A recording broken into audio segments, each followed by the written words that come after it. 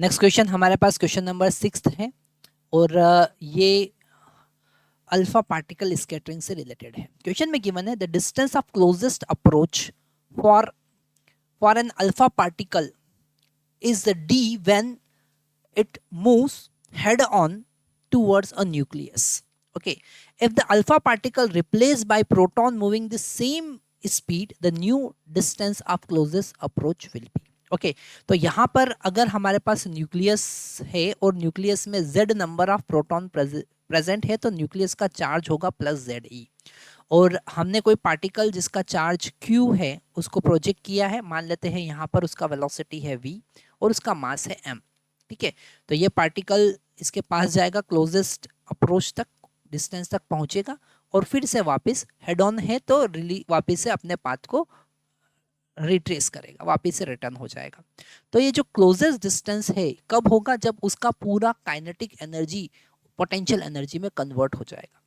पूरा kinetic energy potential energy में convert हो जाएगा, मतलब kinetic energy 1/2 mv², okay, will convert into potential energy, मतलब k that is constant 1/4πε0 ZE into q divided by r, और r की जगह यहाँ पर d लेना है क्योंकि क्लोजेस्ट डिस्टेंस है d।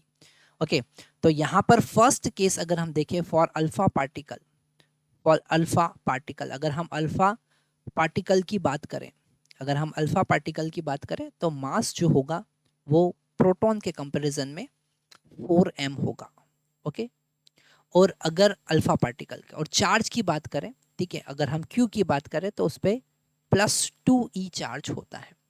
ठीक है, तो यहाँ पर हम लिख सकते हैं 1/2 4m, okay, and velocity v² is equal to k ZE, और चार्ज यहाँ पर है उसके पास 2e डिवाइडेड बाय d।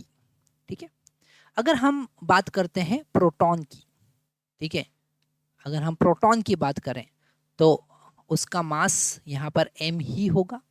ठीक है, अल्फा पार्टिकल अगर हम बात करें मतलब हीलियम का न्यूक्लियस, और हीलियम के न्यूक्लियस में 2 प्रोटॉन होते हैं 2 न्यूट्रॉन होते हैं, तो उसका मास अल्फा पार्टिकल के कंपैरिजन में 4 टाइम्स होता है। और अगर हम चार्ज की बात करें, यहाँ पर q की बात करें, q ऑन p, यहाँ पर q ऑन अल्फा था, की बात करें तो उसके ऊपर पॉजिटिव e चार्ज ही होता है। ठीक है, पर यहाँ पर कहा है कि सेम स्पीड है, v उसका सेम ही है, तो उसके लिए हम यहाँ इक्वेशन लिखेंगे 1/2 mv², है ना, क्योंकि मास m है, और k as it is, ZE as it is, क्योंकि यहाँ पर हम जो गोल्ड फॉइल है उसको चेंज नहीं कर रहे हैं, और चार्ज है E divided by d dash हमको फाइंड करना है। दोनों को हम यहाँ डिवाइड करेंगे, डिवाइड करने के बाद यहाँ पर हमको d डैश का वैल्यू फाइंड करना है। तो यहाँ पर 1/2 से 1/2 कैंसिल होगा, m से m कैंसिल होगा, v² से v² भी कैंसिल होगा, और यहाँ पर k से k, ZE से ZE कैंसिल कर सकते हैं, E से E कैंसिल कर सकते हैं, हमको इधर मिलेगा 4। कितना मिलेगा? 4 is equal to 2d dash divided by d, क्योंकि ये d डैश जो है ऊपर मल्टीप्लिकेशन में यहाँ पर पहुंचेगा। ठीक है, और d इधर मल्टीप्लिकेशन में नीचे आ जाएगा। ठीक है, तो यहाँ पर अगर हम d डैश का वैल्यू देखें तो हमको मिल रहा है 2d। कितना मिल रहा है? 2d।